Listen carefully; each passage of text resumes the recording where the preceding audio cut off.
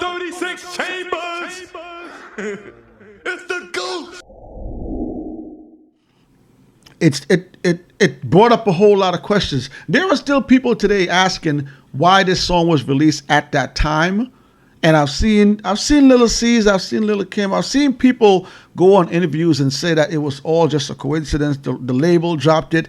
This song was recorded way before the Quad Studio incident. But in any case, it's one of those songs that started a whole lot of drama. And again, this is track number 15. This track is called Who Shot Ya? So Biggie goes, who shot ya?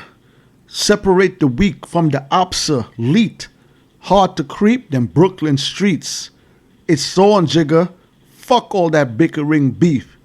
I could hear sweat trickling down your cheek. Your heartbeat sound like Sasquatch feet.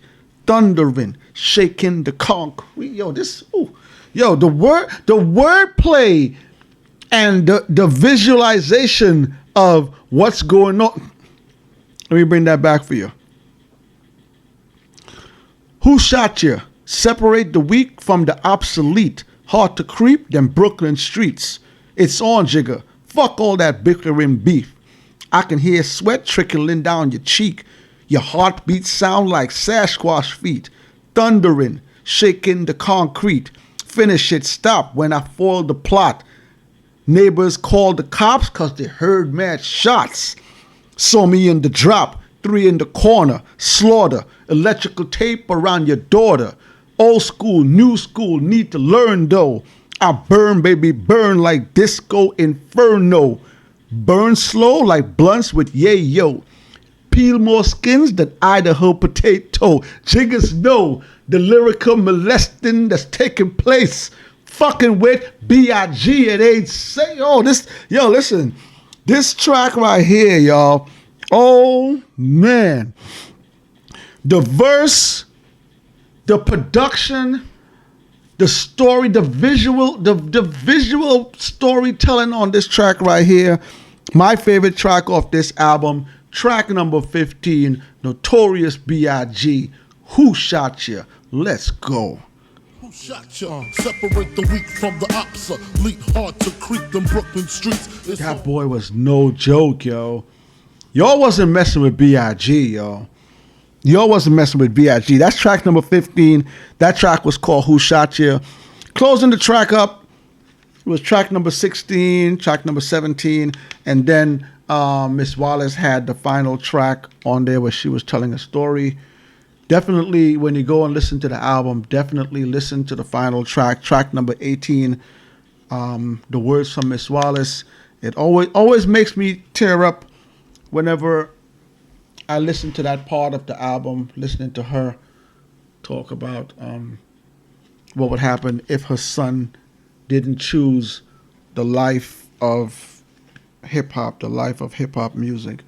So check that out. That's the CD right there. And on the inside, the booklet, beautiful booklet again. Physical copies, man. Physical copies. On the inside, there's 2 posters. There's one where you have all of the track listings and all that stuff there. See B.I.G. with that. And then on the other side, you have tons of pictures of Biggie right there. So, all right, that's it. That's the end of the album. Track number 18, the Miss Wallace outro. We gonna get into rating of the bars, yo. Let's go.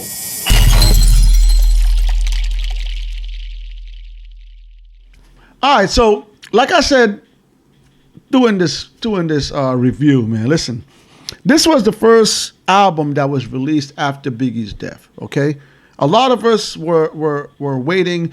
We knew, or we would hope that Biggie had unreleased music in the vault.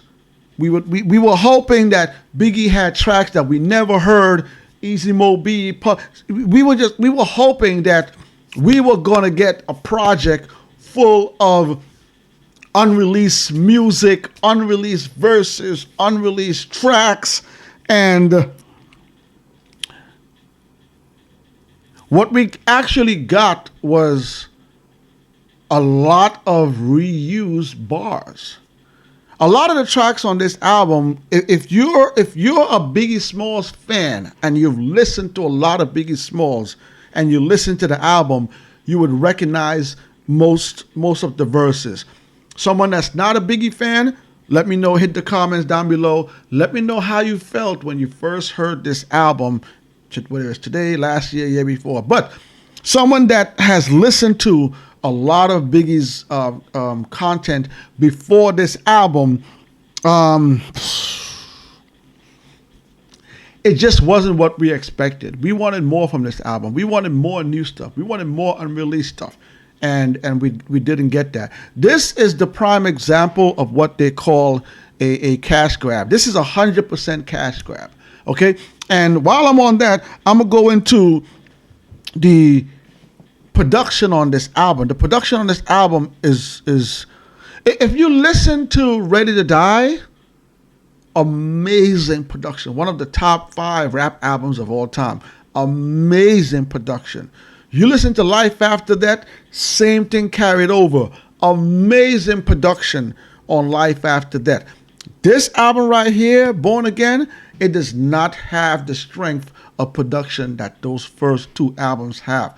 Also, I have to point out the amount of features that this album had.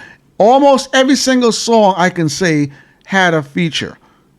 Lil' Kim, Puffy, Biggie, Eminem, Biggie, Hot Boys, Biggie, Snoop Dogg, Busta Rhymes, Junior Mafia, Biggie, Too Short, Biggie, Sadat X, Biggie, Method Man, Redman, Biggie. I don't know if Big would have did, this might sound controversial, but I don't know if Big would have did songs with these people at that time. Yes, Biggie was loved in the industry. Biggie had a few little side beefs here in the industry. And I know he passed away. This might be why they put all those features on there.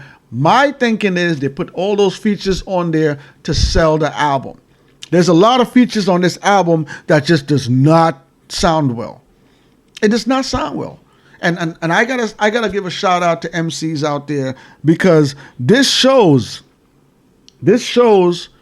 when an MC and a producer is not in the room at the same time. All right? Most MCs, when they hear a beat, they might go write a song to it.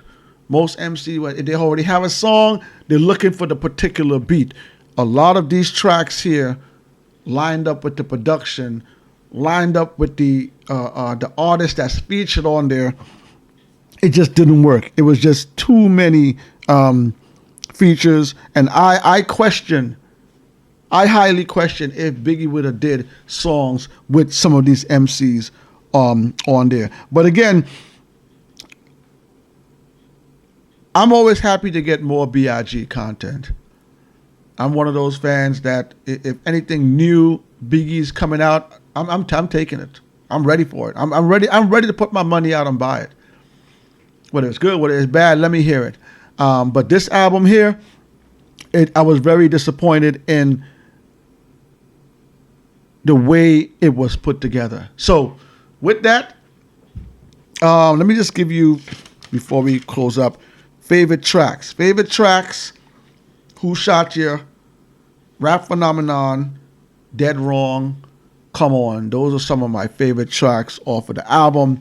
And with that, I give this album a 3 out of 5. All right, let's get into the final segment of the show. We gonna get into Barz of the Titans, y'all. We got another good one for you. Let's go. Hi, y'all. This is Barz of the Titans. This week, oh my gosh, listen, man, listen.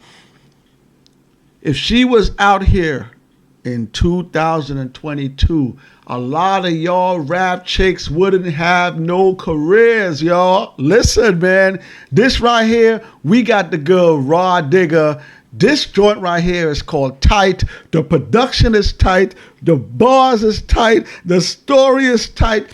Her flow is tight. Yo, listen, man, Raw Digger, this is tight. I'm gonna need y'all Hit the comment section down below. Let me know what y'all think about the Barz of the Titans. Let me know what album you want to see reviewed next on the show. All right? It's your boy, Onslaught Tree. Barz of the Titans. Rod Digger. Tight.